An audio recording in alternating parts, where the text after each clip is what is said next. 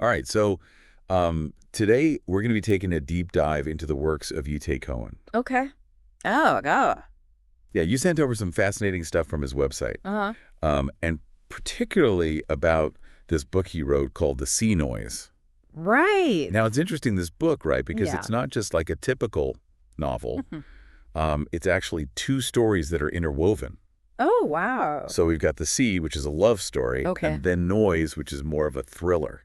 Interesting. Yeah, and apparently it won third place in some kind of short story competition. Huh. So I'm thinking there's got to be something special about this book. Sounds promising. Yeah. Yeah. And just even reading like the little character descriptions on his website, Yeah. the characters sound really interesting. Like what, for example? Well, you've got this this guy who's heartbroken, and he goes to the sea to like seek solace and, Right. find peace or whatever. Kind of escape it all. Exactly. And then you've got this like fearless journalist Oh. throwing herself into danger. A little more action-packed. Yeah, definitely. And then he even mentions these figures that sound kind of menacing, like a pure evil antagonist. Really? Pure evil, that's what he says. Wow. And then there's like this character wielding a knife. That sounds intense. I know, right? So what do you think, just from these little snippets, Well, I mean, the thing that jumps out at me is the contrast between the characters. Like, you have one who's seeking peace and quiet, and then this other one who's like running right into the thick of things. Right. It makes you wonder if he's trying to show different ways people deal with problems, different responses to like difficult situations. That's an interesting take. Yeah. Yeah, I hadn't thought of it that way. Yeah, it could be like a spectrum, of how people react to adversity. Yeah, and even just from these little bits on the website, Yeah. he's definitely not shying away from heavy stuff. Like what specifically? Well, you've got loss, obviously danger, Mm-hmm. even like the darker parts of human nature. Oh, yeah. Yeah, it's pretty intense stuff. It's not all sunshine and roses. No, not exactly. So how do you think he's using the setting, like the sea, for example? Oh, yeah, in the sea, right? Yeah. Well, it's obviously more than just like a background. Mm-hmm. I mean, the sea is often used as a metaphor Yeah. for like internal turmoil, Yeah. Right. The depths of his sorrow. Exactly. Maybe even the uncertainty of the future. It's quite poetic in a way. Yeah, definitely. He's using the setting to reflect the character's inner world. Makes sense. And then you've got Noise, which is completely different. Yeah. Very like in-your-face kind of danger. Real world danger. Exactly. It makes you think about why he put these two stories together. Yeah. What do you think he's going for with that? Well, maybe he's saying we experience life on these two levels. Oh, okay. How so? Like the internal world of emotions Mm-hmm. and then the external world of action. Interesting. Yeah, like two sides of the same coin. Right. Or maybe he's highlighting how those two things are connected. Yeah, it could be. Our inner lives and the outside forces that shape us. Uh-huh. The quiet contemplation of the sea. Yeah. And then the high-stakes action of Noise. That's a great It point. creates this tension, right? Definitely a deliberate choice, I think. Yeah, for sure. And it makes you wonder about this overarching theme of love he mentions. Oh, right. Love. Yeah, how does that even fit into all of this, I guess it depends on how you define love. Like in the sea, maybe it's about loss. Oh, yeah, the aftermath of love. The pain, the yearning. And then in Noise, maybe it's more of a driving force. Like a motivation. Yeah, maybe that's what pushes the journalist into danger. Gives her a sense of purpose. Exactly. So even though they're different stories, Yeah, there's this thematic connection. right. It all ties together. And then he mentions this family during Nazi persecution. Oh, yeah, I was going to say, that's pretty heavy stuff. It makes you think about love enduring even the darkest times. Yeah, like a testament to its power. Exactly. And then he even asks this question on the website. What question? As you age, does your life end? And you just wait for death. Wow, that's pretty deep. I know, right? So it's like he's saying there's always a reason to keep going. Mm-hmm. A purpose to live for. And maybe that purpose is love or connection. Even in the face of adversity. Exactly. It's about the resilience of the human spirit. I think you're onto something there. And what's interesting is he doesn't just come out and say all this. Yeah. He uses these characters and their stories to show us. It's more subtle. Yeah, much more powerful that way. Yeah, he's inviting us to think for ourselves. Exactly, to draw our own conclusions. Makes it more engaging for the reader. Definitely. And speaking of the characters, there are a few that really stand out to me. Oh, yeah. Like who? Well, there's the lost soul by the sea, obviously. Right, the one searching for answers. Yeah, and then there's the journalist who's like the complete opposite. Running towards the danger. Exactly. And then he mentions this pure evil antagonist. Oh, yeah. That one really stuck with me. I know, right? Yeah. Like, who is this person? What's their role in all of this? Yeah, and what about the character with the knife? Yikes. It's such a vivid image. Yeah, very unsettling. Adds this element of danger. For sure. And then there's this adorable puppy searching for a home. Oh, how sweet. It feels so deliberate, like maybe it's a symbol of innocence. Oh.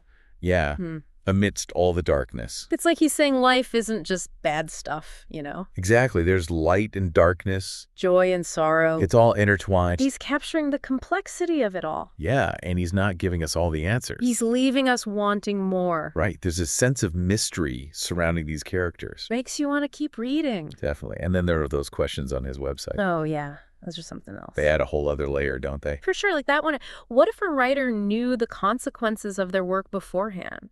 Would they still write? Yeah, I mean, that's pretty chilling. It is. The idea that writing could have like these unforeseen consequences. Scary. It makes you think about the power of words. Yeah, and the responsibility of the writer. Like maybe writing can take on a life of its own. You never know what impact it might have. And he even mentions this character who's like completely consumed by his writing. Oh, right. Locked in his room. Yeah, unable to escape. Maybe Cohen's exploring the downsides of creative passion. That's a good point. Could lead to isolation, obsession, even danger.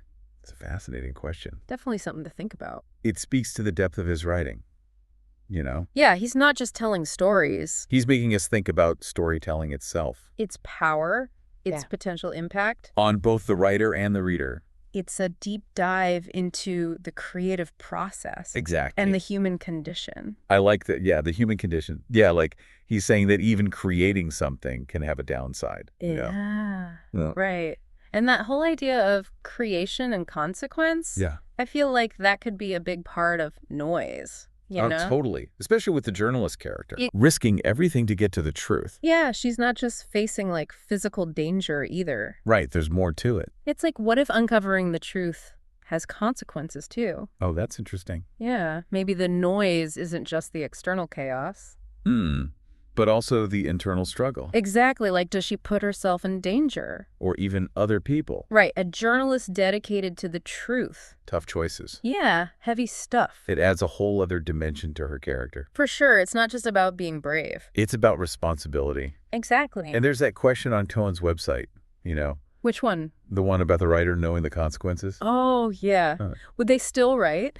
It's a big question. It really is. And it's not just for writers either. Right. It applies to anyone who wants to make a difference. People who create, who speak out. Exactly. Like, what are we willing to sacrifice? And how do we deal with the consequences? Big questions. Huge. And he's exploring all of that through his characters. It's pretty amazing when you think about it. It is. And he does it through these really vivid scenes, you know? Well, yeah, like that one with the writer trapped in the room. Oh, yeah. What do you think that's all about? I think it's a metaphor, you know?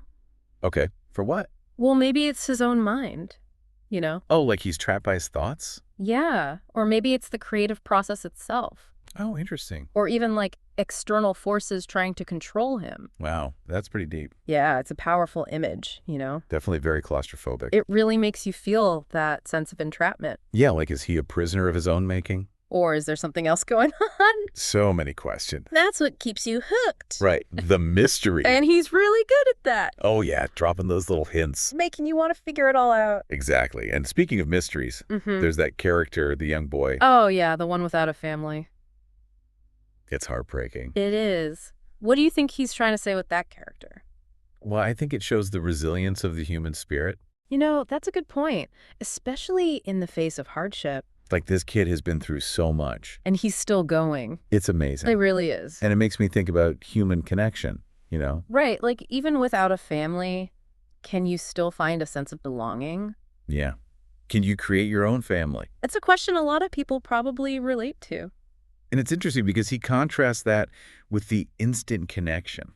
Oh, you mean between the two characters? Exactly. The spark. Like he's showing both sides. The absence of connection and the potential for deep connection. It's like the full spectrum of human experience. Loneliness and love. And he doesn't shy away from showing the obstacles. Especially with that antagonist lurking in the background. Right. Always threatening to disrupt things. It adds another layer to the story. For sure. It's like a classic battle. Good versus evil. Light versus darkness. And it's all playing out in these relationships. Yeah, like he's saying even the strongest connections Can be tested. and that the struggle for love and connection is never really over. Makes you appreciate those connections even more. It does. And don't forget, he blends all these genres together. Oh, yeah, that's what makes it so unique.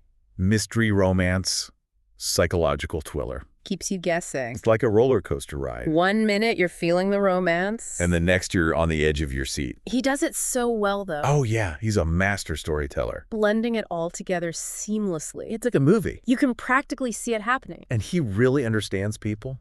Oh, yeah, you can tell. The way he captures emotions, motivation. The internal struggles. It's all there. And his writing is beautiful, too. Yeah. Like, that part about the musician finding solace in his music. It's such a powerful image. Like, music is a way to reset. A form of self-care. Exactly, and it speaks to the power of art. To heal, to soothe. To find peace. And to find meaning in life. Even when things are tough. It's like a message of hope. Amidst all the darkness. Exactly. And we need that sometimes. Especially these days.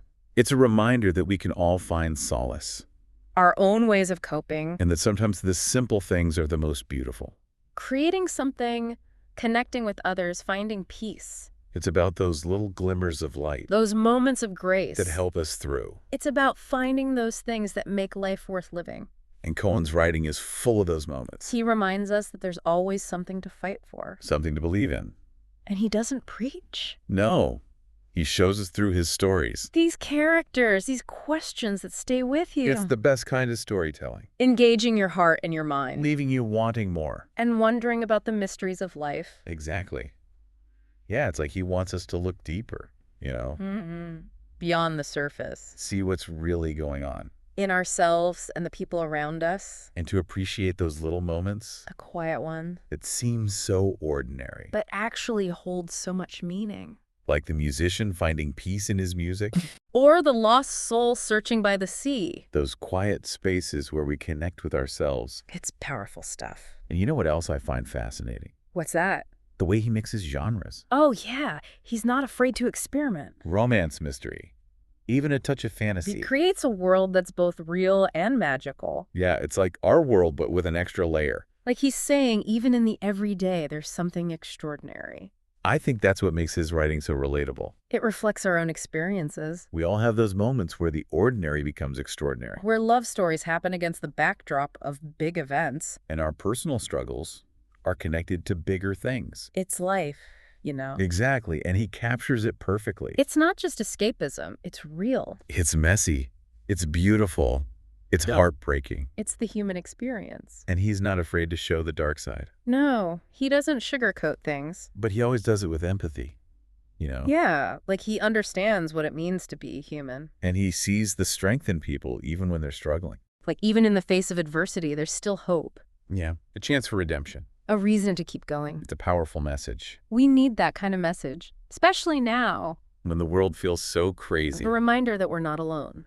And that there's still good in the world. Exactly. Speaking of hope, there's that character, the woman with her son in the cafe. Oh, yeah, I love that scene. It's so simple, but so meaningful. Just sharing stories and laughter. Like a little oasis of joy. It's about connection, you know? Human interaction. Finding comfort in each other. It's a reminder that even when things are tough, we can still find moments of happiness. And strengthen the bonds that hold us together. It's those anchors of love and connection that get us through. And it makes me think about family and community. Yeah, the search for belonging. It's something we all crave. And he reminds us to nurture those relationships. To find people who make us feel seen. And heard. And valued. It's a beautiful message. We're not alone in this. There's always a possibility for connection, for love, for hope. And I think that's what makes Eitay Cohen such a special writer.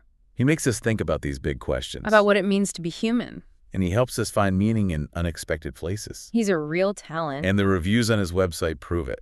People are loving his work. They're captivated by his stories. Moved by his characters. And inspired by his themes. It's clear he's touching people's lives. And this is just the beginning, you know? There's so much more to explore. The sea noise, those free short stories. He's got a whole world of stories waiting to be discovered. So what are you waiting for? Dive in. Let his words take you on a journey. Open your mind to new possibilities. Well, I think that about wraps up our deep dive into Eitay Cohen. It's been a pleasure. But before we go, I want to leave you with one last thought. Okay. Given what we've talked about today, the power of love and connection, Mm-hmm. what role do those things play in your own life? That's a good question. How do they shape your experiences, your choices, your journey? Nothing to think about. And until next time, keep exploring, keep questioning, and keep those imaginations firing. And don't forget to check out Eitay Cohen's work. You won't regret it.